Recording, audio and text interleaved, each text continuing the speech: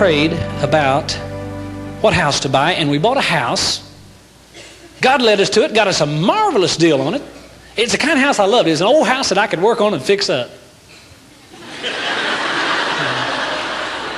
First thing I did, I said, I just see in my mind what this house was going to look like when I got finished. Didn't look that way now, but when I finished, and I started with the lawn out in the front, there was an old tree that had rotted and fell down, and I was going to fill in that little hole in the ground, and just, there was still a little bit of a stump. I was going to cut that out, fill the hole in, make it nice and smooth.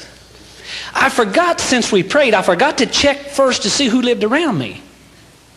Because I trusted the Spirit of God, that He would take care of those little things like that. And I'm going to tell you who lived right around the house I bought. On my left was a Catholic couple, their family. And on my right, I told you just backwards. On my right was a Catholic couple. On my left was a retired Methodist preacher. We became dear friends. And right across the street was a widow lady. And next door to her is the one I want to tell you about. It was an old, we used to, when his kids called them old haunted looking houses. Now we had a fellow in our town that everybody used to laugh at. Not everybody, you know what I mean, but generally, and the kids, we'd throw snowballs at him in the wintertime. He was weird. He was strange, he was, a lot of people call him your town jokes. They're in every town, I notice. This fellow's name was Norman. Old Norman. He was 6'2" thereabouts, and he wore an old felt-looking hat that had so much dirt and oil in it you couldn't tell what it looked like originally. Wore overalls that were just grease-soaked. He had old house shoes that he'd flop around town in, sometimes rubber galoshes, and they just flop when he walked up and down the street. And he'd walk real fast up and down Main Street like this, and real fast, and then he'd stop and he'd talk to himself. I said, hey.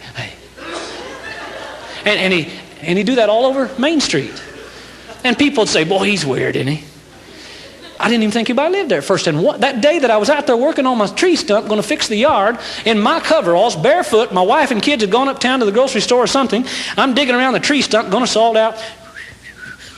And I look over there. He walked out of that house, and I saw that he lived there, and I said, oh, no.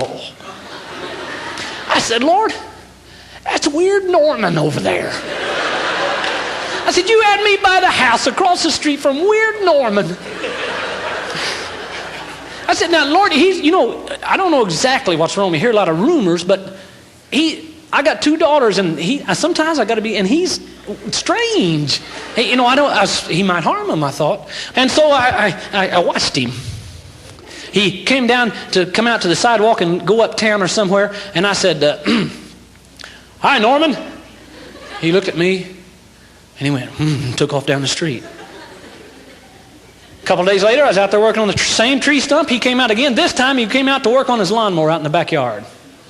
Something was wrong with it. It wouldn't run. He worked with it. He looked like he was getting disgusted, and I was watching him. I thought, boy, he really is strange. And then he did something that I'll never forget for eternity. He stood up as tall as he could. He looked like the Incredible Hulk. He raised his arms. He looked at me.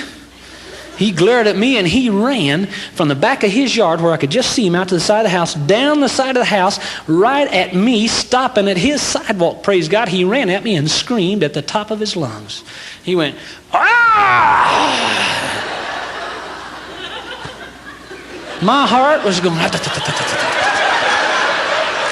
I had a little tool in my hand my brother-in-law made in the shop class at the high school. Had given it to me, and I remember saying, now, Lord, I know we're supposed to love everybody, but if he comes over here, Lord, I'm going to defend myself.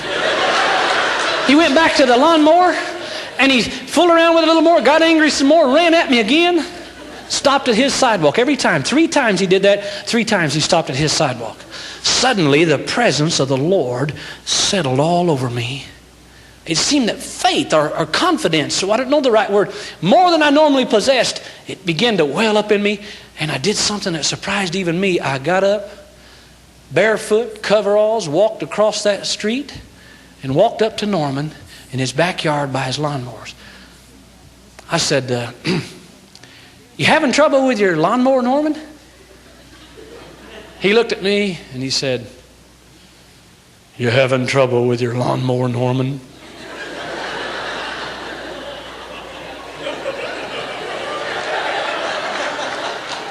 I said, I just said that. I said, I'm not much of a lawnmower mechanic, Norman. And I heard him say, I'm not much of a mechanic, Norman. Looked at cleaned the spark plug, tightened the screw or two. I don't know anything about a lawnmower. And I prayed and pulled that rope, and it ran like it'd been to the repair shop. Just hummed, And he did something for the first time I saw when he grinned real big. I saw a green and yellow tooth right here. And I saw one over here and one here and one here. And those spectacles he had on looked like Coke bottles. They were thick, and he had whiskers, had that old hat. But there he was grinning at me. And after that, every time he'd come out of the house, and I'd say, "Hi, Norman," he'd go, "Hello." And then he'd take off down the street. Men in my town said, reckon what's the matter with Norman? Well, he's in the barber shop. You know, that's where you find out things in town. And especially our small town. And one fellow said, "I know what it is. Norman was hit by a Greyhound bus once, I heard." Another fellow said, No, Fred, that's not it at all. What happened to Norman was he was brilliant. He was a genius. Everybody in the barber shop was... He said, in fact, he was such a genius that his mind exploded one day.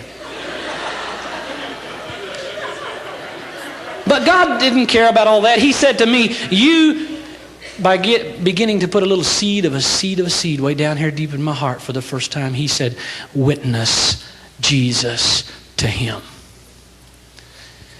Well, okay, Lord, one night after church, it is tradition in our town to go to the Dairy Queen. And the scene was always the same. You know, whoever got out first, whoever had the 20-minute service got there first, got their ice cream, sat down. Then the church that had the 25-minute service, they followed, and they got there next, they got their ice cream. They always waved at one another. "Hi, Bill. Hi, John. Hi Betty. How's your family?" "Fine." "How was church?" "Oh, wonderful." Never had heard anybody have a bad service. And everybody be waving and smiling in the Dairy Queen. And everybody be eating their ice cream. I've done it myself. I'm not saying anything about my neighbors I wouldn't say about myself. I was doing it myself. I was sitting there eating ice cream one night, and I was smiling at everybody. Guess who walked in right in the middle of all that? Thank you. He comes, gets his ice cream cone. He always sits there right in the same seat. And every Christian in the place, especially Brother Mike, who travels around the country lifting up Jesus and singing adoration, I rushed over to him and gave him the 4 spiritual laws. No. I did what everybody else did. I act like I didn't see him. We gave him room. We didn't talk about him or to him about Jesus. I've always wondered why, now that I tell this story, I thought, well, I guess it's because if somebody saw me talking to him, they might think I'm as strange as he is. And the Spirit of the Lord spoke to me and said, quietly, and don't make a show out of it, go over and tell him about Jesus. I said, Carmel, pray for me. I'm going to go talk to Norman. She's getting used to that kind of action, and she prayed, and I went over there, and I sat down, and real quick, and I said, "Hi, Norman, you remember who I am?" He said, "You remember who I am?"